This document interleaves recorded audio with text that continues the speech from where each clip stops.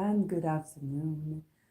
It is Shirley with Spirit of Matter, and this is a Saturn night and Venus hour, unsurprisingly. And of course, I feel like talking about relationships.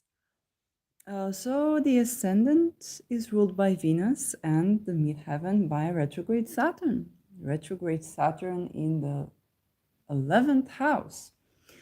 And Venus is in Leo in the 4th house. Venus retrograde, 18 degree, um, separating from a trine with Chiron.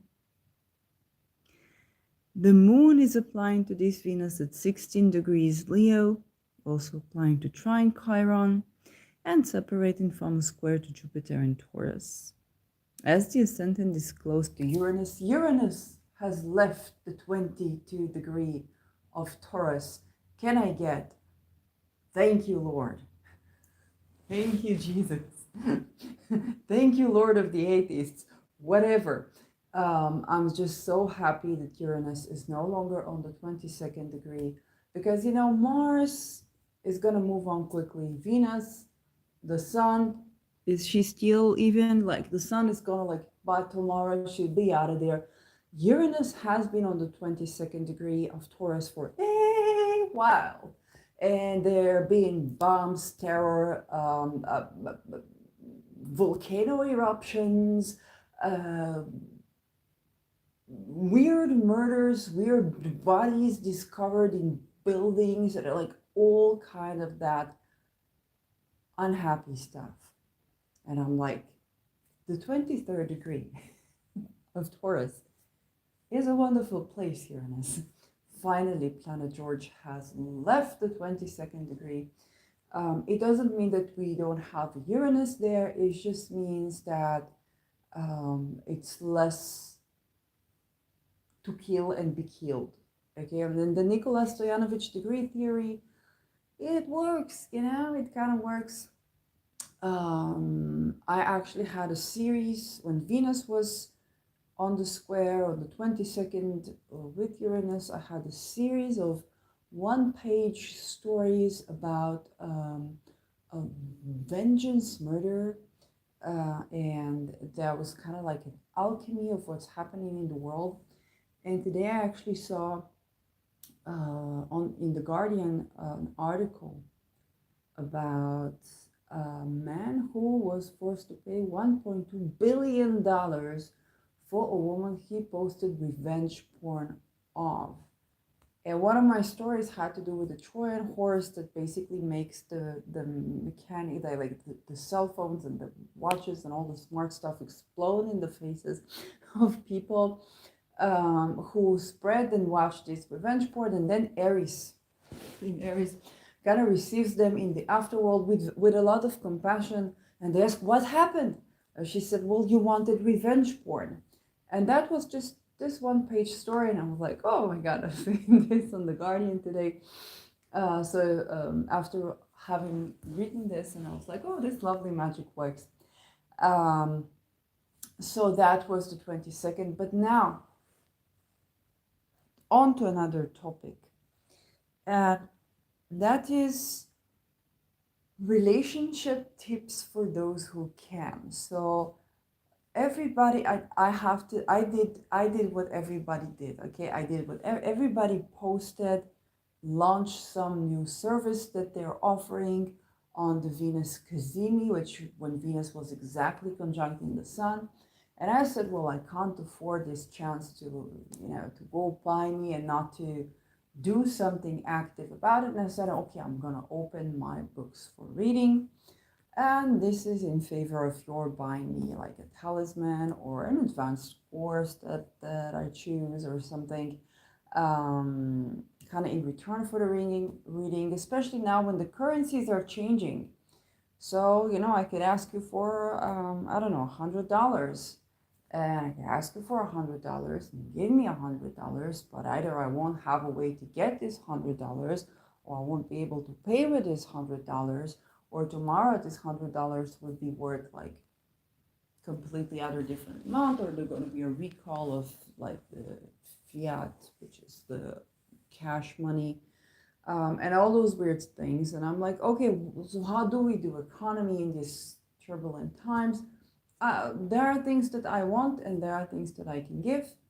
And so that is interesting. And another way that you can get a reading with me, if you are so inclined, it is that you go to my Twitter. It's Strudel Tali Shear, with the Shear is double E.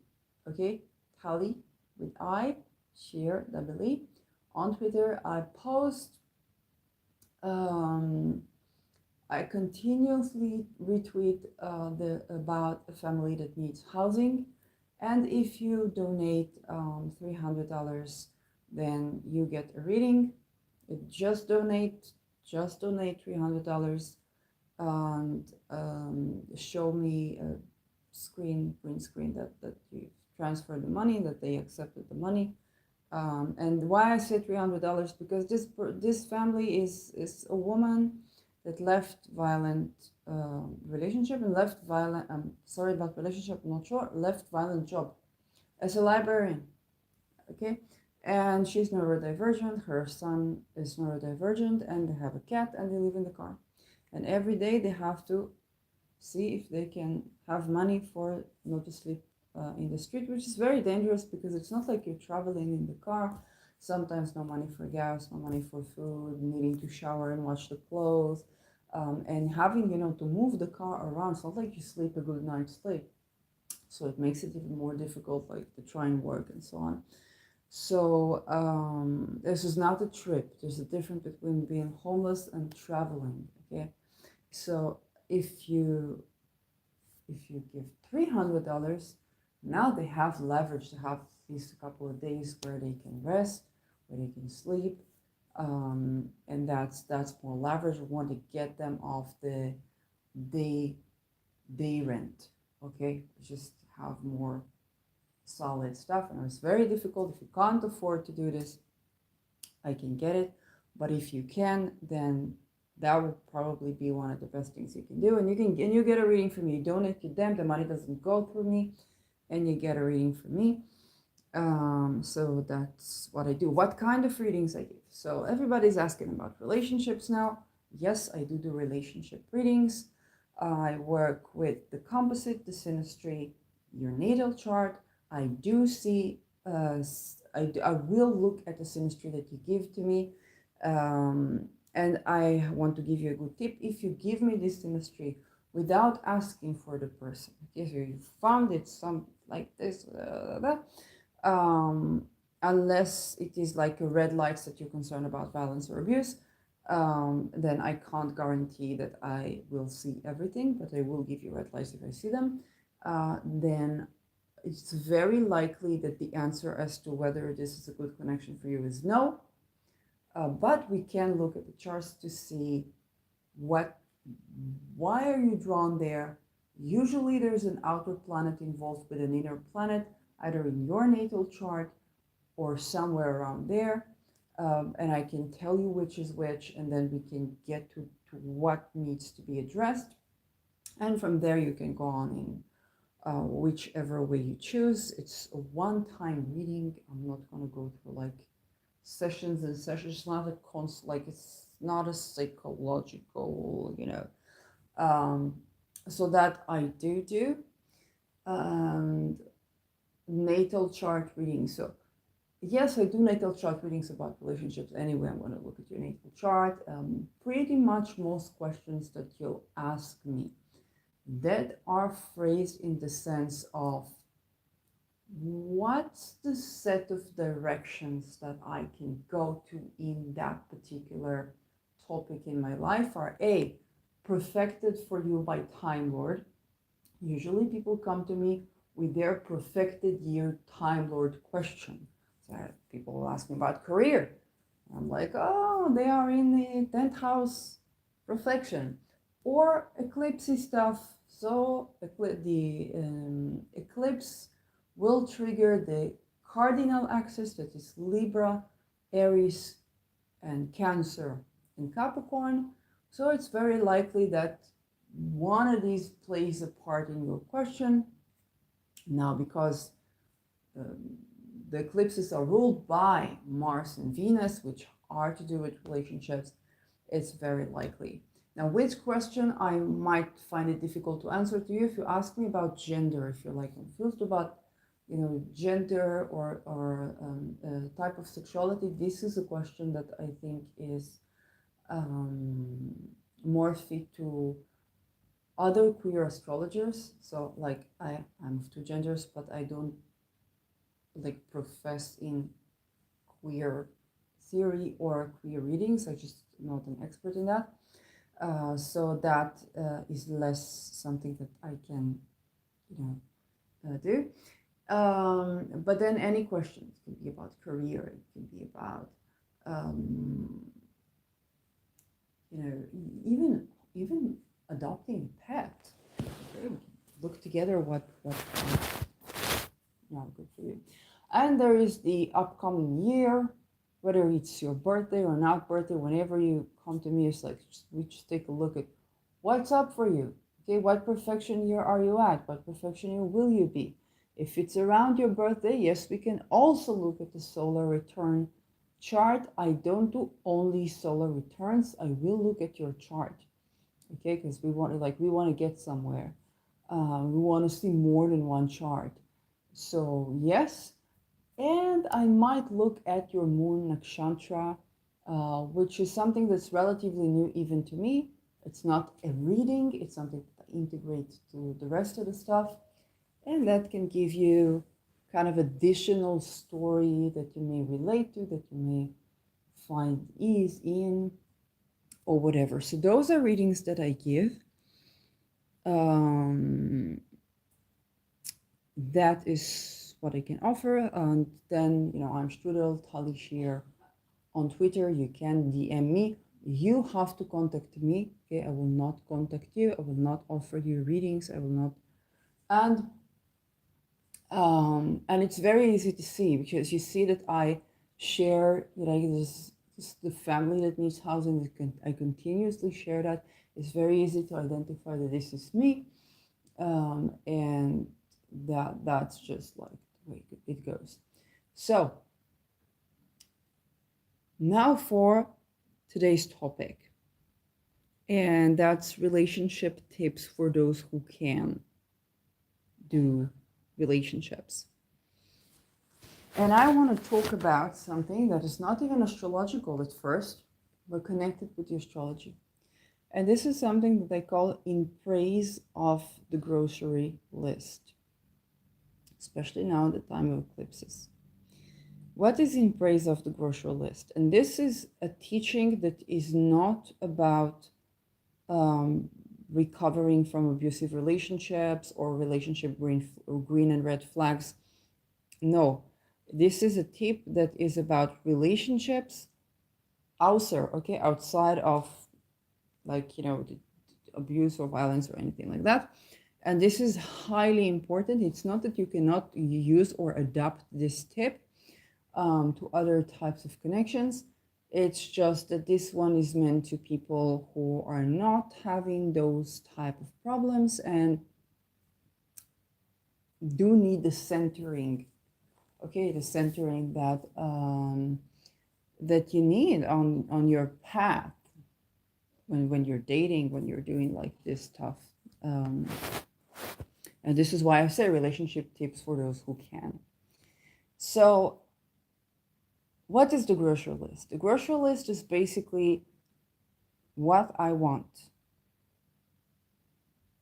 how I want to feel, what values are important to me, and even on the petty things, okay?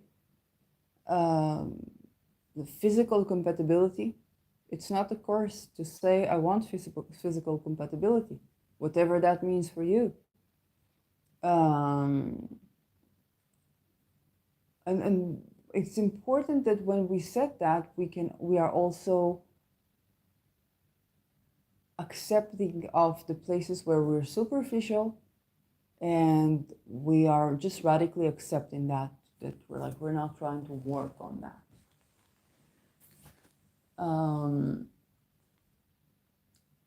And why is that so important?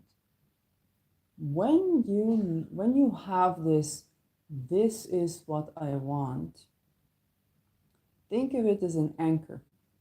Okay, for relationships, like a ship, you shoot your anchor, and you're stable yourself within the storm, because you can find people that answer this, meet that need of yours, um, apply to that fantasy of yours.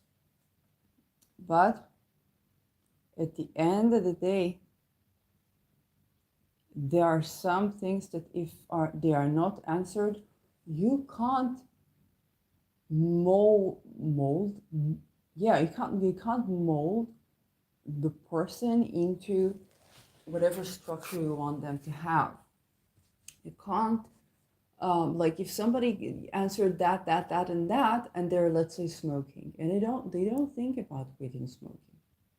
Okay, it's true that it's very healthy to stop smoking. Maybe they'll just get, eat recklessly and then get a heart attack. Maybe, like, we don't know. You can't say, oh, but if they just did that. What you can say, stick to your grocery list. And this is why I'm saying in praise of the grocery list, because this is the what I want in a partner usually is pinpointed to get people to think that they are too picky, that they should compromise, that they this, that they that. Eventually, the reason you're doing this is because you're centering yourself. Okay. The things that you should take off the list, that you can take off the list and be happy, you will know when it's okay to take them off the list. Okay. But when the water carries you and you meet some of your needs, and what happens when you meet some of your needs but not others, you develop longing, okay, to meet like the entire, maybe this person and me could be. Okay, so if we talk in terms of outer planets, what could be the longing is Neptunian. Trying to make the other person fit into that ideal is already Pluto stuff. Okay, projecting an ideal Neptune, longing for that ideal Neptune, then disillusion, loss, trying to get the other person to become like what I want. Okay, Pluto. And actually with Uranus I'm less concerned, because Uranus will give you a very exciting encounter that abruptly begins and abruptly ends, unless there are other conditions, or unless this Uranus actually, because it's a slow mover, and this I thank Vlada Duncheva for, unless it's the case that is actually giving you longevity by merit of its being slow moving. But other than that, Uranus can denote of something that's a spark. It has a meaning in your life, and usually Uranus is opposing your natal Uranus around the age of 40 something, around the 40s, early 40s. And this is where you are very much inclined, if you're in a relationship, if, Truth in Aspect Astrology talked even about affairs and unexpected falling in loves out of your committed relationship, if you're inclined to have committed relationship. And she mentions that Uranus return, those hard Uranus aspects to personal planets. It could be the ruler of your 7th house, which is partnership, committed partnerships, 5th house, romance, Venus, okay, relationship, Mars, penis, sex, passion. And Uranus can give us an unusual attraction. So Uranus, I'm less concerned about when it comes to what it can do for your chart. Yes, you can cheat, okay? If it's not like really harshly aspected or, violating somebody's boundary, that can be more problematic. But like the stuff that Uranus gives is usually electrifying connection, that serves a certain goal beyond insert tab A into slot B or put the ring on somebody's finger, or it's like, no, it's really about living life to the fullest. If you have passions that you haven't pursued, and what happens to people in their midlife crisis, which is Uranus opposition, they want the sports car, they want to develop a certain hobby that they didn't develop. They want to climb a mountain. They want to do crazy stuff because Uranus wants you to live. It's a Kundalini energy, it's a sex energy basically, sexual energy, and this means vitality. Okay, if I explain it in simple words, it's vitality, and you become vital again. And suddenly, in your 40s, maybe in the beginning or your late 30s, you're like, I'm getting old and gray, but then it's like, whoa, there's a surge of vitality, and there's a reason why they say life begins at 40s. Rahu matures at 40s, which is the head of the dragon. It's basically what you hunger for in this life, and then you have the Uranus opposition. In between, you have the Pluto square, which means you'll deal with what is empowerment, what is being in your power,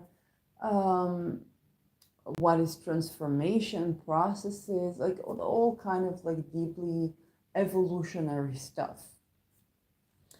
So when you think about relationships in particular, Venus is the planet of relationships, is also the planet of values. And one of the guides that are like the Northern Stars, like what are my values in relationship? And you can be as specific and concise or as non-specific about it. And if you go to teachings about manifesting, way before I started doing astrology, I was listening, like the rest of the world, to people like Abraham Hicks. And although we will not agree with Abraham Hicks about momentum and rape, right? We're smarter than that. The standard reality is more intricate and complex. There is a lot of merit to the understanding that what I want, when I want something, I want the essence of it. What is the essence? To feel good. I want a certain feeling. So Abraham Hicks had a great relationship. How do they call this thing? When they say things over and over again, when you talk about ease, okay, what I want a relationship that is easy, that is flowing, that is easy to love, it's easy to be loved, it's easy to be myself. Okay, this is a great manifesting segment. And this is where you become non-specific. You go to the essence of each item of your grocery list, because at the end of the day, what do you want to feel, right? So, for example, trust. I want trust. Why do I want trust? Because I want to feel safe. Why do I want to feel safe? Because I want to be at ease. Okay? This is a little bit of Abraham stuff. It works. It's great. It's wonderful. Keep that. Take that on your journey, because you're navigating a certain field.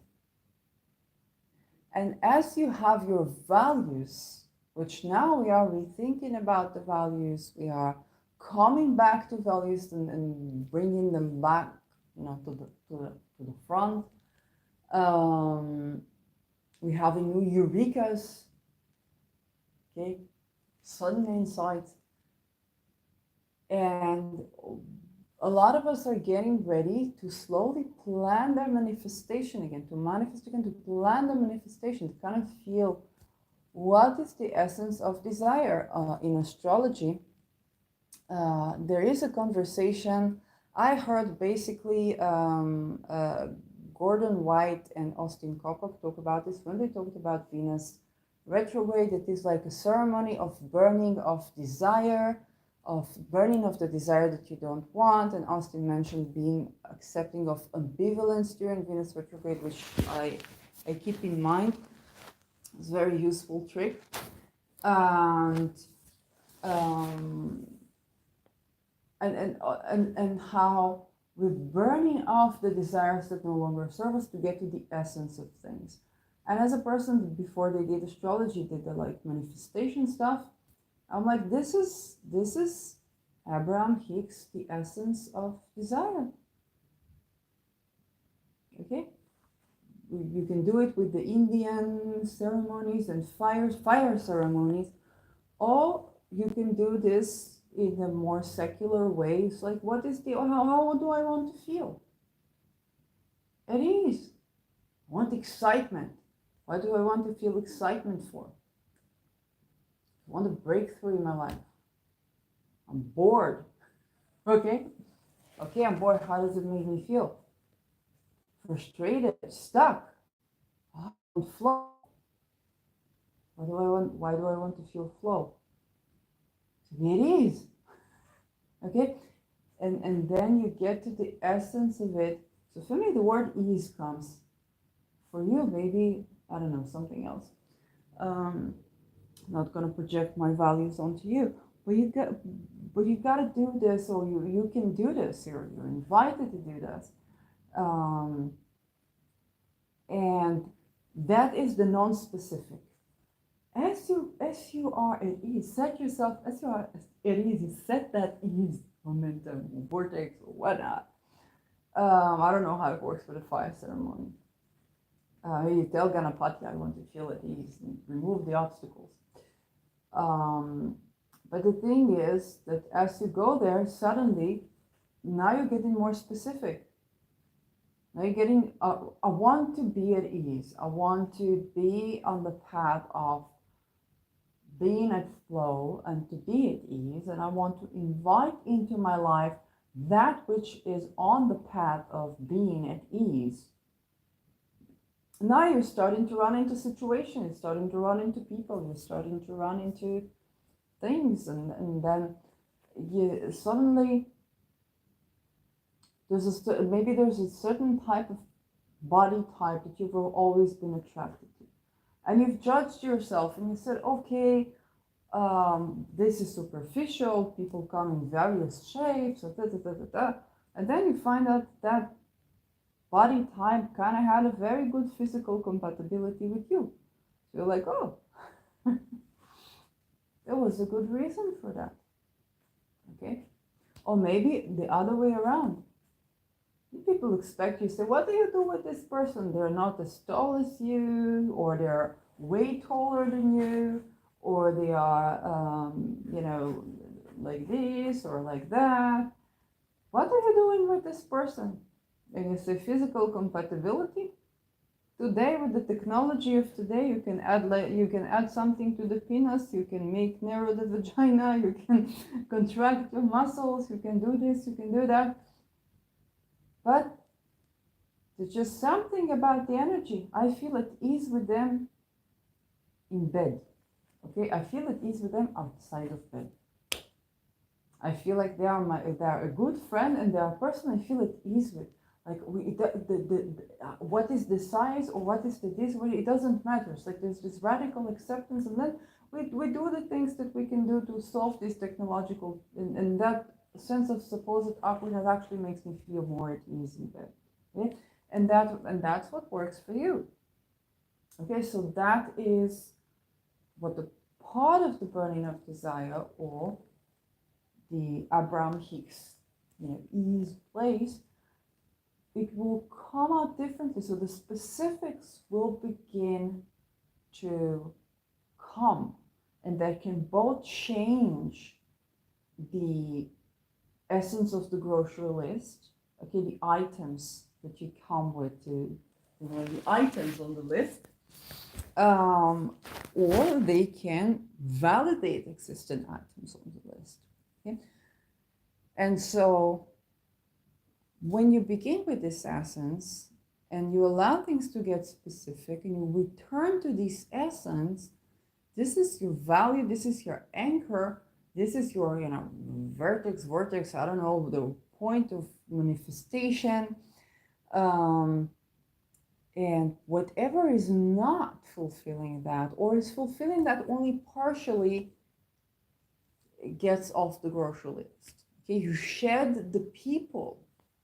And Venus retrograde is time where people usually come back, either come back with exes or think about past relationships. And it's not a bad thing if you're thinking about people from your past, you're not a failure. It's not like you haven't moved on. You reassess, what did I like there? What do I want to take with me on the next relationship? What is not fulfilling? If we talk about scandals or relationship drama or love triangles or whatnot, think about it. Do you feel at ease in monogamy? Do you feel at ease in non-monogamy? Do you feel at ease in a don't ask, don't tell? Okay, what's the closest to, and ease is a good point, you can replace that with whatever works for you. What is a good point where you feel at ease? What's the closest? What's the closest? When do you feel at ease?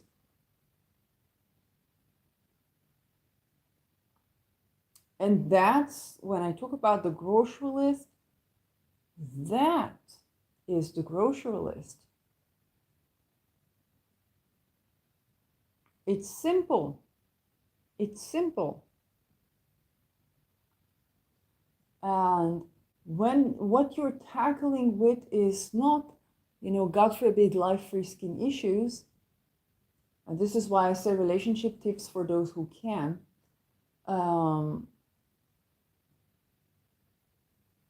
I'm not going to try and be an expert on, because, and why do I say for those who can? Because, and I'll give you another tip. If you have a lot of outer planet hard aspecting inner planets, including the ruler of the seventh, Venus, Mars, in your natal chart, and the outer planets are Pluto, Neptune, and what is this, Scorpio, and Aries and Uranus. I count Aries as a planet. There is no reason, if you know astronomically, she's a bit bigger than Pluto. Yes, she takes 500 years to surround the zodiac. She's a bit bigger than Pluto. Pluto is a planet, okay? Aries is a planet. I'm like, just basic science stuff. If you have an argument against this that is reasonable, other than we discovered Aries and she can't be a planet, so Pluto can't be a planet, this is not an argument for me. But if you have another argument, I'm always willing to learn and to be educated. It's no problem. You can present that in the comments. And so when one of these giants touches your personal planets, even Sun and Moon, okay? Now, in hard aspects in particular, in harmonious aspects, it is still so, but it's like it's not easy, but you can handle that, okay? Now Pluto is separating from a sextile to my ascendant as it embarks into squaring my Venus. So, and I'm in a Pluto square, but the sextile to my ascendant facilitates an easier connection for me with Pluto. Okay, this is the harmonious aspects. The hard aspects, they mean that there can be more friction, more difficulty, more crisis, or that it's not that more crisis, just like the path doesn't seem like the path of ease, it doesn't seem like the path of ease. And that is when it happens with an outer planet, it means that the difficulty that you're experiencing is of the zeitgeist, okay? It's something that many people are dealing with right now. And so it's difficult because those challenges tend to be new. Yes, they come again, but they tend to be new. There's nothing new about it, okay? When I dealt in 2007 with me being a writer, thinking about the character and the interesting character and the this and the that, and connecting actually with a very interesting character who spoke about relationships and relationships. But from him I learned to think in terms of relationships, and then I will later look into astrology for that. But the challenge is that I, with my bountiful writing skills, but no relational skills, okay, of communication, meeting another person, what I dealt with then, person to person, was something of the zeitgeist, but it was Pluto still in Sagittarius, will later enter Capricorn. What I dealt with when I was a Me Too veteran is completely other thing. Okay, it's completely another Pluto. Both are challenges of the era. Okay, challenges that many people deal with, but both completely new challenges. And so I had to reestablish my thinking. And then, a couple of years later, what was good for then was no longer relevant. Okay, if back then on the scale is to understand that you're going through gaslighting, then that matters more than to kind of nitpick. Don't say narcissist, don't say this, don't say that. You don't care about the term so much. You're like, okay, what is these red flags and how do I get out of it? And then after a while, you can be more picky. Kind of establish a language that is more advanced and less tagging or less doing what was done to you, even unconsciously, and kind of like tagging the other person.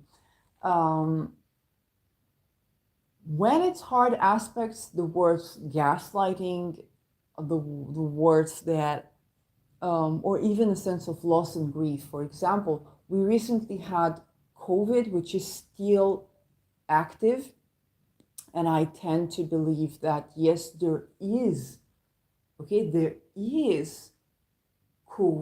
or whatever it is.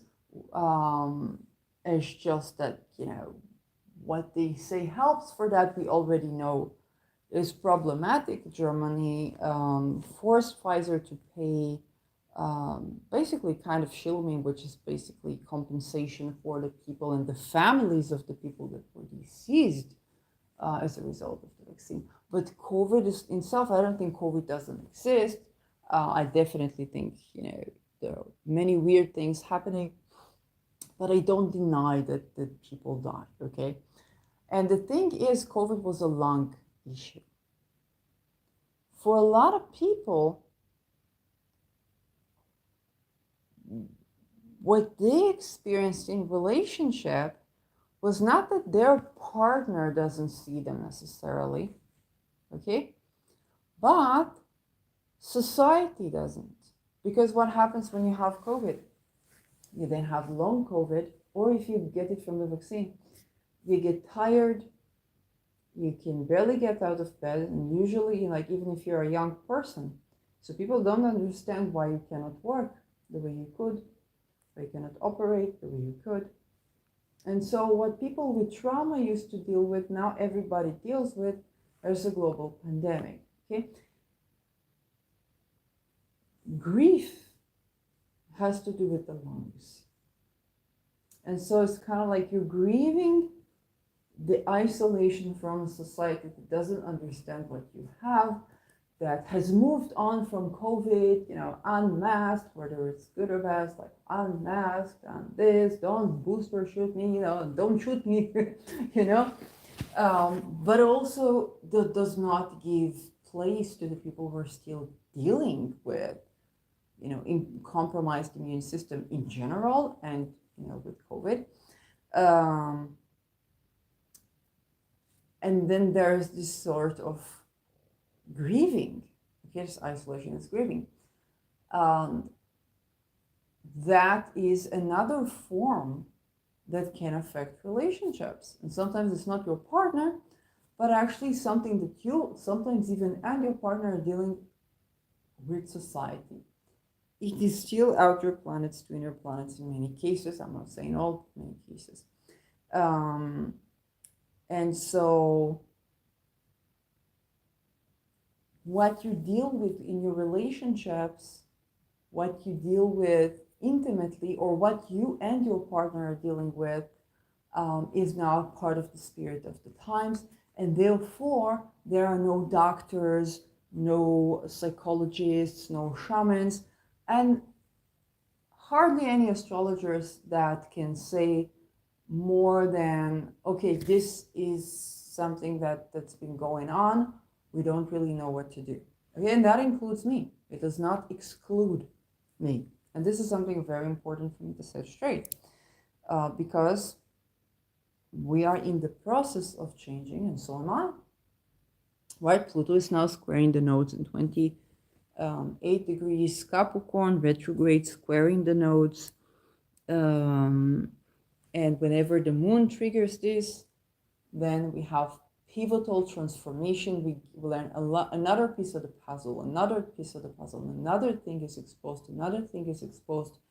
And so outer planets to inner planets, they basically mean that you're part of an ongoing societal process.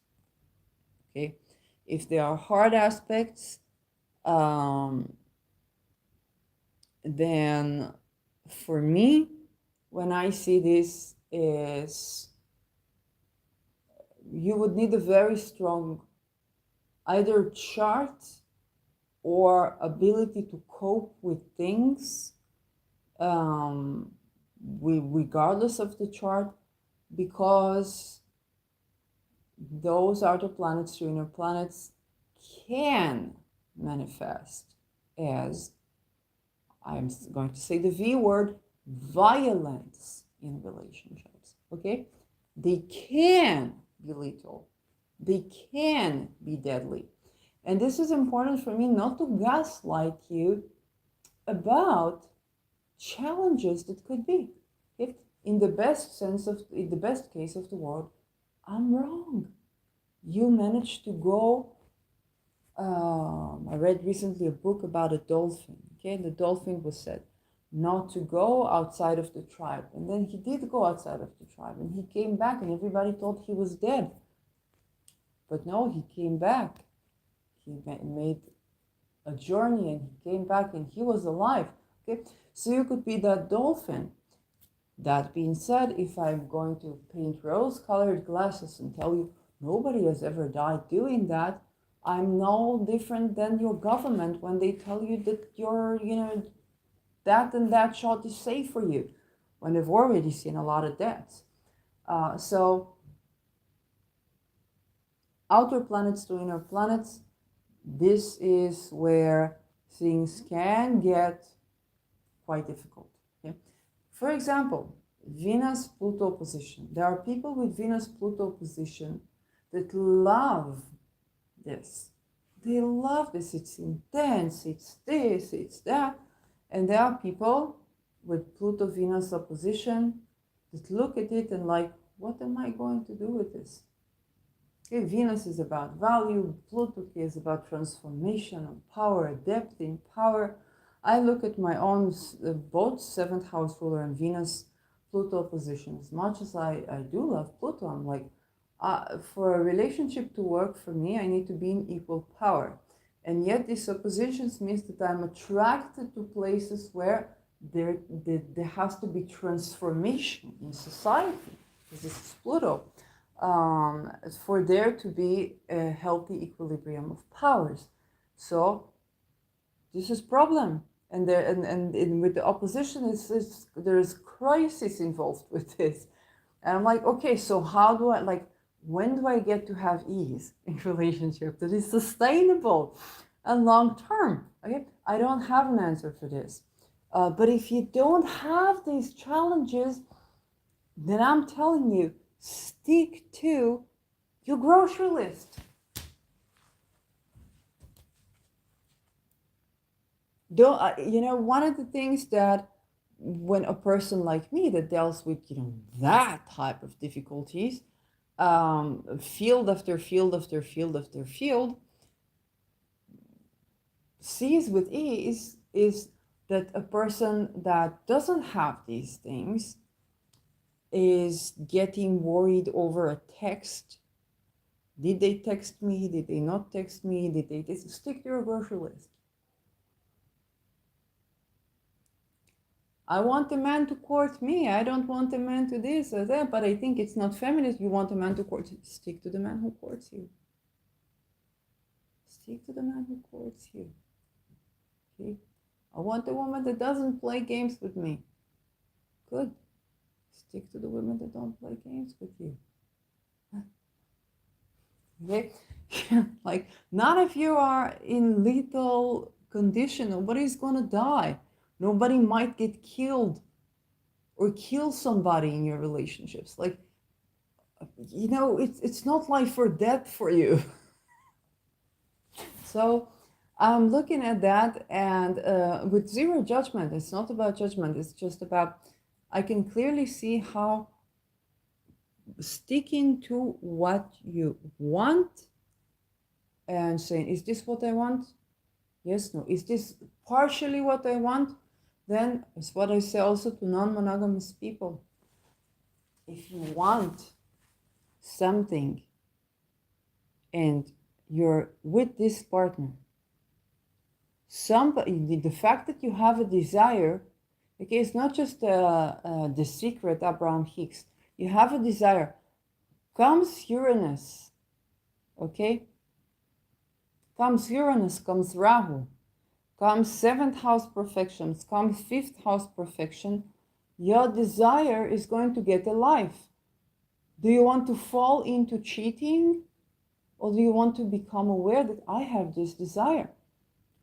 I cannot commit to you because I have other desires that we don't meet in this relationship, and I don't ask of you to meet all of my relationship needs. No, you are not. I rid you of the responsibility to fill my every need.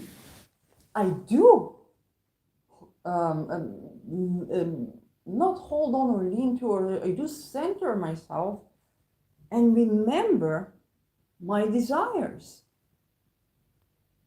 what I want.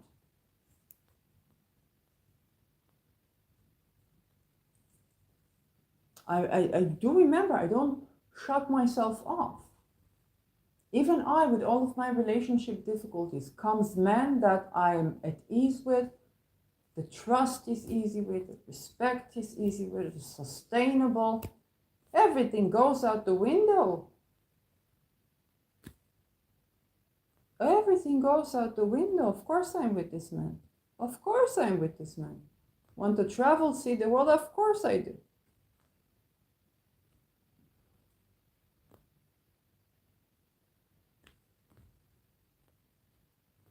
Okay? So this is something you need to remember. And when you deprive yourself from needs, okay, this is moon teaching. When you have a desire, okay, to be taken care of, to be provided for, in which whatever it means for you, okay, whatever it means for you. For me, ride or die person is also my best friend, is provider. A person that can hold me and hug me and understand me, and like radical understanding and acceptance. I know that, you know, as long as it's respectful, sustainably, and, you know, consistently, I know that I'm there, you know. And you need to understand those needs of the moon. They are on the moon, is the most manifesting, it's the closest to the earth. They are on the way to be met. And you always need to understand this, because people think, how can this be? I also think, how can this be?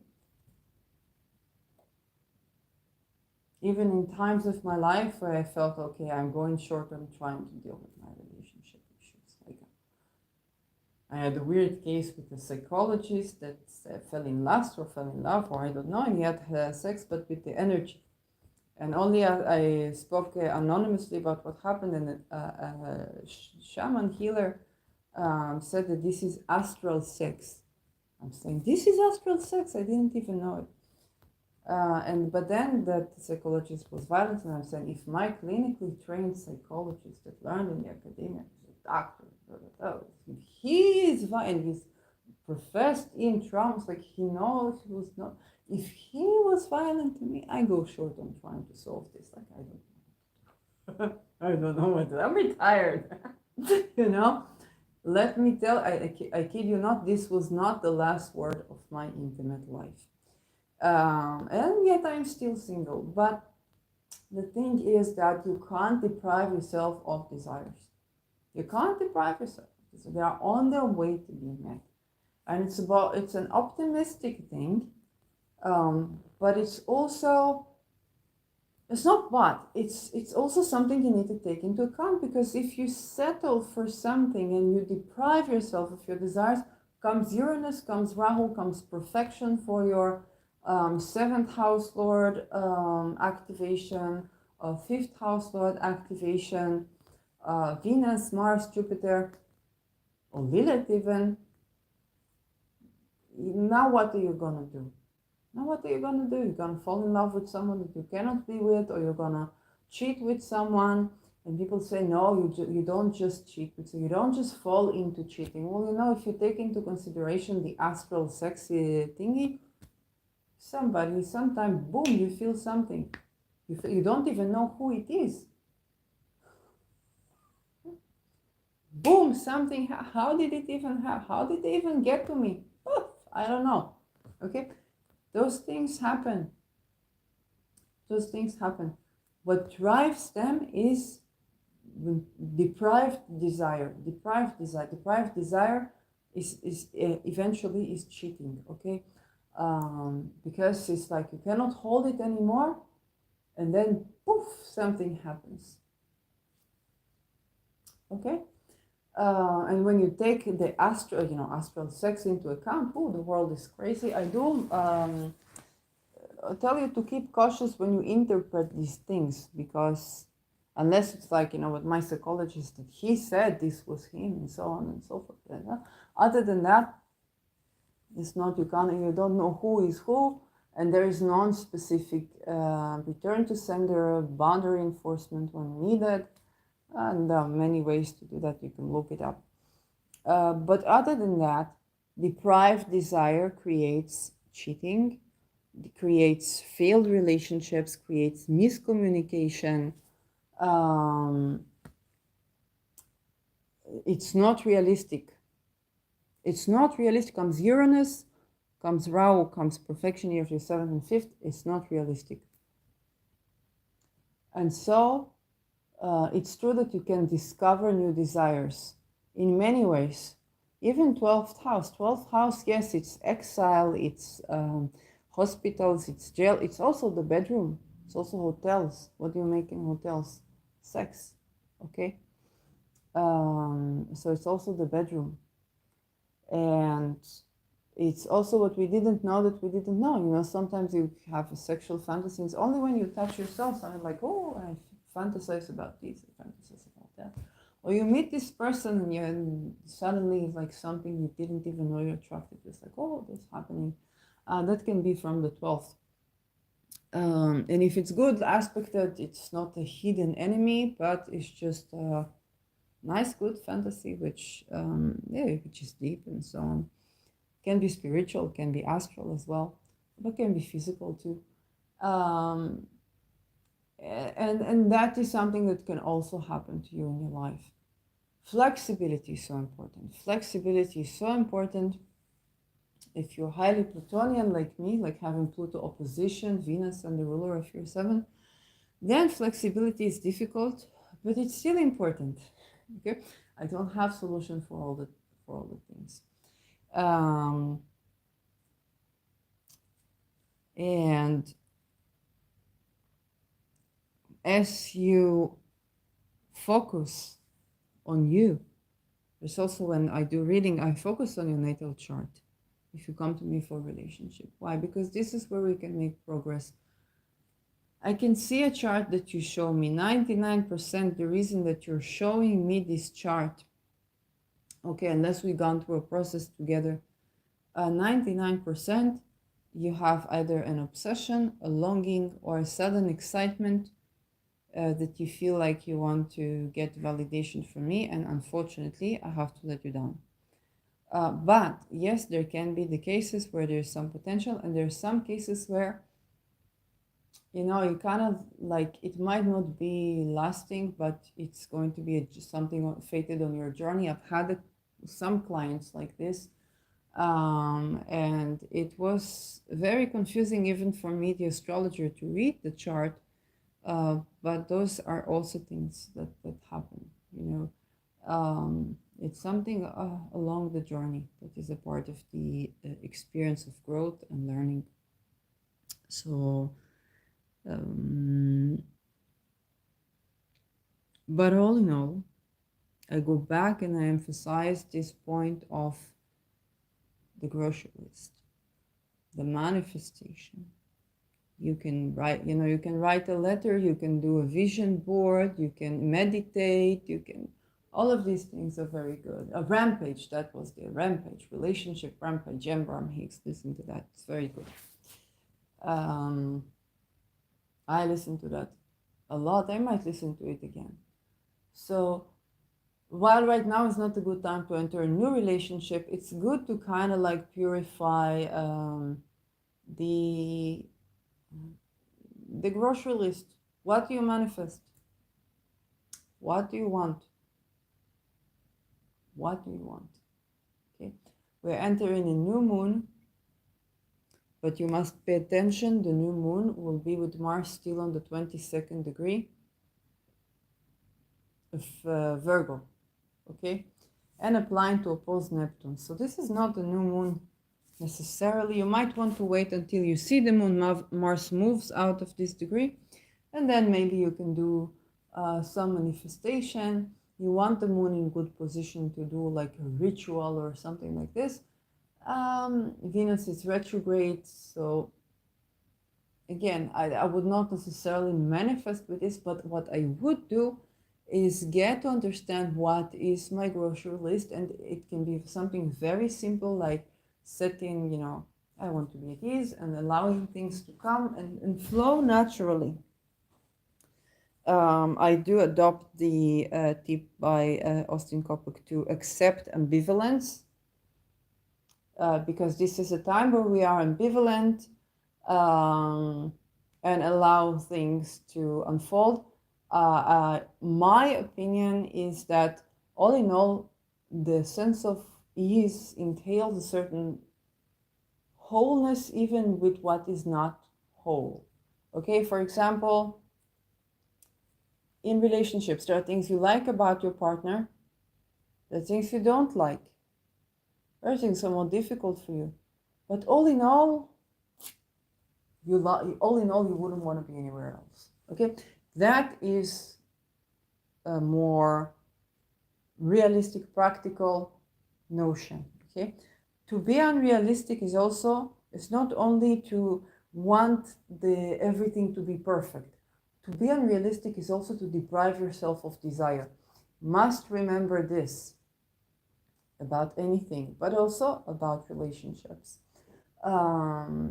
It's unrealistic to deprive yourself of water. It's unrealistic to deprive yourself of nourishing food. I saw, well, I'm not going to single out the people who have worked because I disagree with that, but somebody said, the goal is not to have stress-free life, but to thrive under stress. Yes, the cemeteries are full with people who are thinking just the same thing, okay? Heart attacks is one of the main reasons for death, and even before vaccines and beta blockers. So,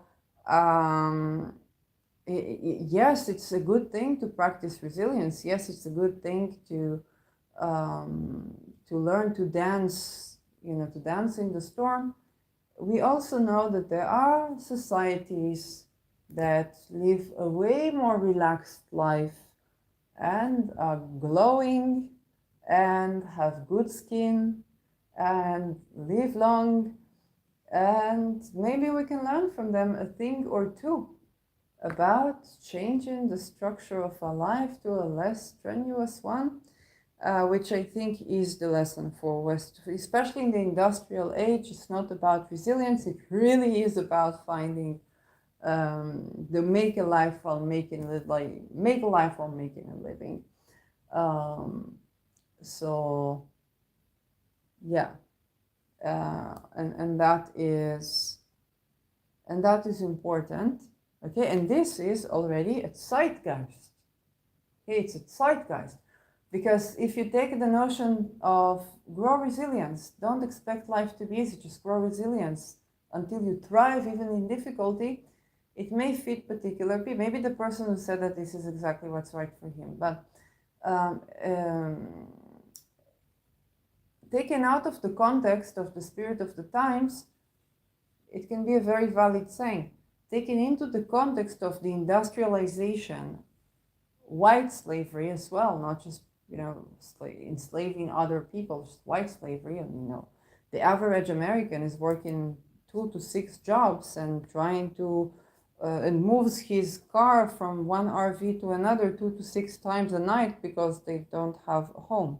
Okay, that's not about thriving within the situation. The situation needs to change, eh? So but also the people who do have housing, property taxes are off the roof. Tenants can't withstand it, so your pension, or maybe if you took a loan to buy an estate and got tricked by house flippers, so now you are hated and you are hating, and everybody hates everybody. Nobody points at the fingers at the places where we should point, and who sets property taxes, who sets mortgage rates, who sets the interest. Those are things we should be looking at. Who sets how long does it take to build a house? Okay, in the United States, less the problem, in Israel more. Or where can you live? Where can you settle? Okay. So those are stress factors. And you see that this example is about the context of the time. Your relationships, and this is something that is very outer planet teaching, evergreen teaching for outer planets to inner planets, harmonious and or hard aspects. Your relationships are within context. Okay, for me, for example, it's very important that whichever people I associate with are people that understand non-volitional, non-dual experiences, and understand and openly speak up against, so that it can be found on their social media, on their everything, any attempt to tag somebody psychiatrically and so on and so forth. Because I know it is the part of the spirit of the time. Okay, who was violent to me, a psychologist. Okay, now I know that this is a part of the grocery list to feel at ease. It's a very unusual grocery list item, okay? But it is a part of this. For a person who has long COVID, they need the partner to understand that they are not being lazy. Okay, if the partner, they can be the greatest partner in the world, but if they think that they are just being lazy and they're just being, too easy with themselves, and because of this they cannot get out of bed, or that COVID doesn't exist, okay? And they just need to go to the forest and go to nature. Yes, they absolutely need to go to a place where they can rest, but that's not going to work. And this is something that has nothing to do with Venus, Mars, It has to do with Pluto's Saturn to some extent, Uranus and Neptune. It's the spirit of the time. So I invite you to also think about how your intimate relationships are in context of the spirit of the times, and what values do you need to feel at ease? What do you need to feel at ease? You can say, at least with my partner, openly, I know that I have this isle of ease. Okay? Or you and the partner are contributing to social change. The couples are also changing. If we had, I think Chris Brennan talked a lot about same-sex marriage in the context of Venus retrograde. Okay, I'm not sure because I'm getting like everything mixed. And you see that, 2015 gay marriages was approved in like several countries. There were certain couples that were fighting to be wed, same-sex couples. And then they got married. And then as Pluto is about to switch signs, okay, in an outer planet, so when Pluto was in Capricorn, they went through this being able to marry. Now it's a culmination. Now some relationships are even falling apart because they were so busy bringing about this social change and fighting to be together. Then when that was achieved, basically there were other things that were dormant that for some people are deal breakers. And so as the outer planets change, other such couples relations or group relations or single people will be a part of the spirit of the time because they have these social changes to bring to the world. Okay, and that is also a part of the grocery list.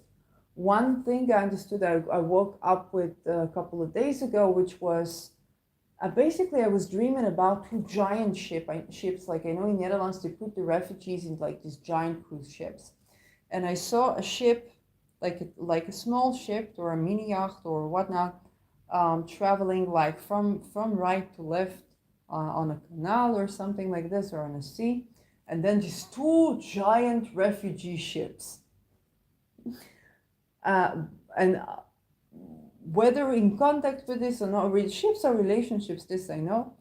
But then, as I was seeing this, I was thinking, even literally, I woke up with the words, imagine that to simply have willingly consensual sex and relationship that you like, you had to have the entire map of the world, which also was a part of the dream. I dreamt of a map on a table, actually, and that somebody is like, the partner, somebody changes the alignment of the map. Now, it has something to do also with my family. I cannot, like, the privacy of people, because it's a small thing, like, and cultural, but basically that the map of the entire globe needs to change. It's like, imagine that you just have willingly consensual sex. You had to have the entire map of the world in need of change. This is my story. Okay, I kid you not, this is my story. And so, but this is an extreme case. Okay, this is an extreme case. To some extent, some of you are having this extreme case. And it's also important to know that if you have hard aspects from outer planets to inner planets, you might be one of these people. And if you try to work with all the nice and good relationship teachings out there, including Abraham Hicks, which I love, you end up with very bizarre results. To me, that happened with my psychologist, actually. My psychologist, my ex. I was manifesting healing, and then I was manifesting healthy love in a health personnel, basically like him. And I was humorous and laughing and so, but no, unfortunately, it was not healthy. And I was like, but the manifestation was okay. Where was the problem? Where have I gone wrong? It's not where have I gone wrong. It's just that it was a part of the spirit of the time. It was 219, by the way. So, which is a dumb weight song, but whatever. 219. Now that I think about this, it's 2019. But the thing is that Abraham Hicks was not enough. Okay, there was also astrology, and then I began to look at astrology and like, how am I ever gonna? Okay, I said I'm retired, and then I had another astro like very. I don't even know who it was until today, but it doesn't matter. It was good. So the thing is that when those outer planets are in contact with your inner planets, they move slowly, those outer planets, and you need to be informed of the changes that you come to make to the world. I literally got the world map needs to change, eh? Okay? I don't know, am I going to do that? But I know I'm not the only one. Okay?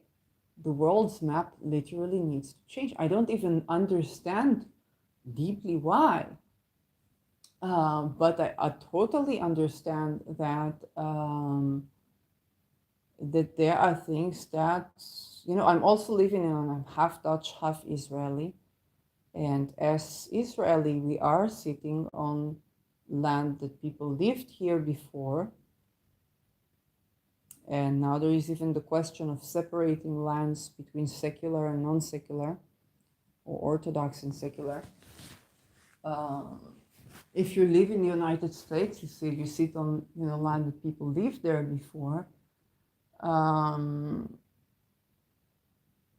For Netherlands, like a lot of refugees come into Netherlands, it only has so much land, and not enough housing even for its own people, but a lot of trafficking, human trafficking, and so big problem because they also have the Hague, which the Hague, which is the international court of law is in Den Haag. So this is a very big problem because it's algorithmically a problem. It's not about the Netherlands. Any country where you put that point is becoming like a strange attractor for all kinds of illegal activity, attempts to do bribery, and so on and so forth. So it's a big issue that we need to think of algorithmically. But yes, the entire map of the world needs to change so that everybody needs to have land, everybody needs to have a place to be where they're safe, or freedom from religion, freedom of religion, and so on and so forth, and have food, clear water, clear air, fertile soil, and so on and so forth. You can't separate that artificially from your grocery list. Okay, it's a part of your grocery list. When you get that, I think you're better off. Like, I get that. Okay, before 2019, I have to say that when I was thinking about relationships, and there is this Goethe saying, it's funny how even from people who are having very chaotic connection with me, they were even giving me value still. But the Goethe said that the relationship is not about two people looking at each other, but two people walking towards the horizon together. Okay, towards a shared horizon, like a shared vision. And it's a teaching, it's like your relationship serves something in the world. So I was thinking about what does my relationship serve in the world. So when it was psychology, and then I was exposing the gaslighting, green flags, red flags, whatever. I said, okay, maybe this I come to bring this to the world. And then, my psychologist fell in love with me. I said, okay, fine. Or to change the relations between therapy, patient and therapist. I didn't think the big enough, okay? Because I couldn't, who thinks about this, okay? We're just trying to say, oh, how do I have nice relationships? You need relationships everywhere. You need relationships in your career with everyone. Okay, let's tend to that. But after I learned about astrology, and when the issue, let's say for COVID came up, or that the issue for mental health came up, and I began to rethink, Saturn was going through my 12th, I was in between houses, I realized, like most people, I was privileged not to have addiction, but and that's why I was not like helped. But most, it's not that people who have addiction are actually helped. That something else is going on there. But most people who have addictions is to prescribe drugs, which I didn't know before. And most people, when they have a crisis, or even when they don't have crisis now with the political atmosphere, they've been forcibly treated with addictive medication. And I'm like, freaking connect the dots. And then I realized that the entire system that I thought was supposed to help people go through a crisis was all that far off that we haven't gone a lot forward since Foucault's like history of the crazy, I don't know, history of the insanity or something like this. You know, I was like, whoa. Whoa, shit. It happened to me pre-Me Too with feminism, because I was thinking, okay, it's about me standing for my rights as a human being. And I didn't, it was a surprise to me that people would treat a person differently because they're a man, they're a woman. It's like, it seems very crazy. It seems irrational to me. And so I figured it's probably rational for the world. But then I ran into the reality shocks of the stupid things that people feel, that people think, and afraid of today. And I'm like, this is so stupid, but it doesn't help that I say it's stupid, because this person needs to go through a tremendous change for that stupid thing to come out of them. They might agree with me that this is stupid even, but it's not conscious, okay? They're not to blame for this. And surely I have my own stuff that are very stupid and not conscious. Like sleeping with my psychologist and thinking it's okay. And maybe healthy, I don't know. But it's stupid. But at that point, it seems like, oh, this was the closest to consensual sex, So, yeah. But then as the years went by, I kind of realized that, oh, okay, there's something bigger here. And from an astrological point of view, the outer planets bring certain things. And then there's the part that you play within those certain things. Pluto is about to go to my 12th house. So activism in favor of people who are in exile, refugee, in penitentiary or prison, in hospital, hospitalized, sex workers, or people who are trafficked, all the, kind of like activism in favor of these people. And so that means that the prospective partner has to be not only in opinion in the right path on this, but also publicly. Okay, but also, it's like they have to be a person that basically is doing the right thing, both publicly and on a hidden level. And think about what stress does it put on a partner, how many things he has to be. It becomes very specific. Okay, so when I think at ease, now the specifics come, and the outer planets give me these specifics too, by them being on specifics. Like, this is the spirit of the time within which you operate. Okay, who you want to have willingly consensual sex, the partner has to be, on par with these things. They have to do the right thing concerning these things, to be a part of the solution rather than a part of the problem concerning this specific thing. Okay, Neptune in my first house. Okay, so I have astral sex with my therapist. I have energy here, energy there. If a person doesn't know what's energy, I can't really associate with them, because they can do very stupid things. Okay, they can do very stupid things. So that is it brings a certain bar. It kind of raises a bar. But now the specifics come. Now for you, it's different things. Maybe Pluto is in your fourth house. Okay, now going to maybe you have Aquarius in your fourth house. Okay, and Pluto is going through there. Now there's something to do about maybe the way you want to be buried, maybe the way, maybe even around death or the way you want to die. Some people don't want to have their life prolonged. Okay, what does it require of me if you, let's say, come of me, of somebody who is your partner? What does it require? Are they required to break the law to kill, like to, assist your death if something like this happens? Like what are they have to be willing to do and practice in action? Or if it's about the house or something to do with the house, or housing thingy, housing crisis, or certain thing with the house that you understand. Maybe you want to live in a certain community and share land and share this. Now your partner has to be up on par with that. Okay. Now you get the specifics. Are you happy? The outer planets, by them being non-specific, give you the specifics. There are the personal things, which is, I don't need physical compatibility, I need this, I need that, but there are also the cultural context. Now, the cultural context is going to matter less if you don't really have these connections of the outer planet by transit or natal chart.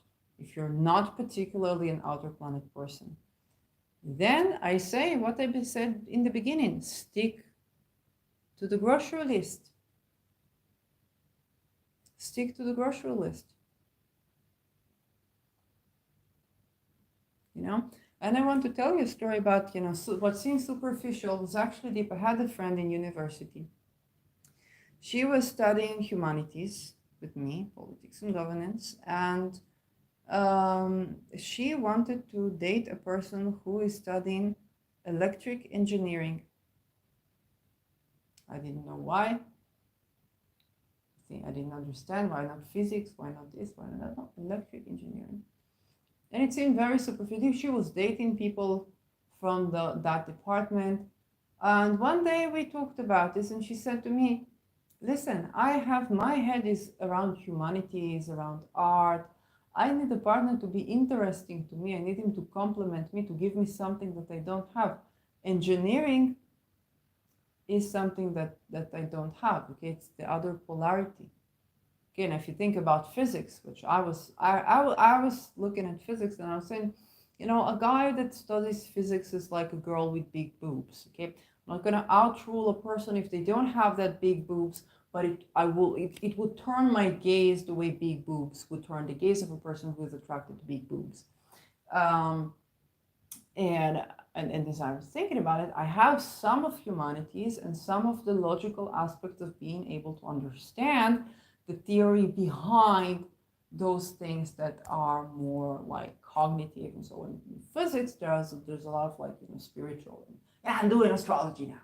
Okay, so for me, it was more flexible, but for her, it was like she has the humanities. She doesn't have the exact sciences. And so what seemed superficial actually had a deeper meaning. She married someone who studied electric engineering, and they are still married to this day. Okay, so stick to your grocery list, even if it is simple, even if it is whatnot. You may like a particular eye color, and people say, what, this is stupid, or you're not going to, maybe you like purple eyes, like Elizabeth Taylor. And this is stupid, this is this. And then you find out that these purple eyes maybe have some genetic something, and the people with the purple eyes are more fit, or maybe they are almost the only person who would not pass on a genetic disease that you have in your timeline. You never know. Okay? And so I want to encourage you to not judge your grocery list because something seems superficial. Okay? Something comes up, go with it. Do not deprive yourself of passions. Okay, as I studied astrology, it became evident that I like a person who can think in non-linear way as well as linear way, and have that yin-yang science balance within him. Okay, I need that. And if a person tells me evidence-based medicine is scientific and it's, goes with this, and it's like, I would have very difficult, it's not just that I would have very difficult time to have a conversation. This person would base his choices on medicine, on this, on that, in a way that I know the many fouls, even scientifically, of that is a problem for me. It's a problem for me. Okay? It would be very difficult for me to be intimate with such a person and feel safe. Okay? And so it seems stupid. But there are deep reasons for that. Especially when you talk about, what's going on right now. And the 12th house things related to the medical field. But on, it doesn't make any sense until you count in the context. And this is why I want you to understand those superficial things that come. And this is why I say in praise of the grocery list. In praise of the grocery list. Maybe you like a person to provide for you. Maybe you like, you want to be a stay-at-home dad, stay-at-home mom. Good, good, very good. Because this is what will make you happy.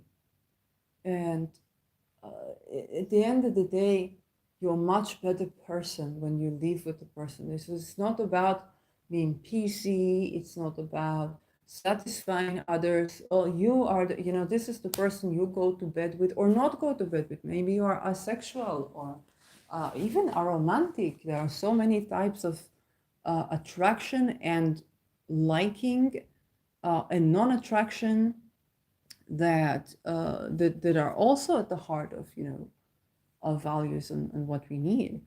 I even discovered, I think it was,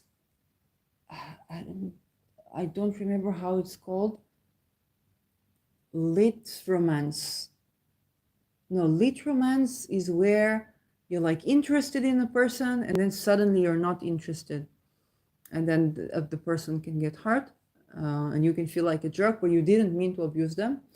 So this is lit romance. And then there was another one that I don't remember the name, where it was like you have more than friendship feeling for someone, but it's not romantic feelings. It's like you don't want them to be your own in a sense, but you kind of feel a certain type of love. There's more than romance. Somebody did a movie on this. It was very, very interesting. So I ran into this now with Venus retrograde. Those things that you want to think about to open your mind. And however superficial or weird your grocery list looks like, or manifestation list or vision, go for it, darling. Go for it. Go for it. Okay? As long as it's not like life risking, then this is my tip for you. Perhaps I have saved you a reading. If you have more questions and you want to get more particular, so like I said, I do readings, and that is quite temporary. I don't know for us, like everybody launched on Venus retrograde. Kazimi, I said I launch. I'm going to try and do this. I do have Uranus in my 3rd house. So daily schedule is chaotic and hectic sometimes, but also exciting and revolutionary, especially revolutionary. Now, but this is like everybody said, jump from the roof. I jump from the roof, so I did this, and let's see how it goes. It's quite a rare chance to get a relationship reading from me, just simply because I usually am frustrated about relationships that I don't like to give people relationship readings.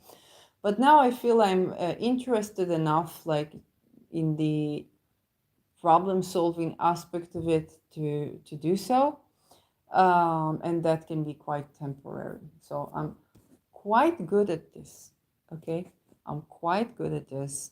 I'm one of those people that are very good. I have Chiron that is in Mercury sign, and Mercury is ruling my seventh and fourth. So it's the wounded healer. It means the person that knows how to help other people, but find it difficult to help themselves.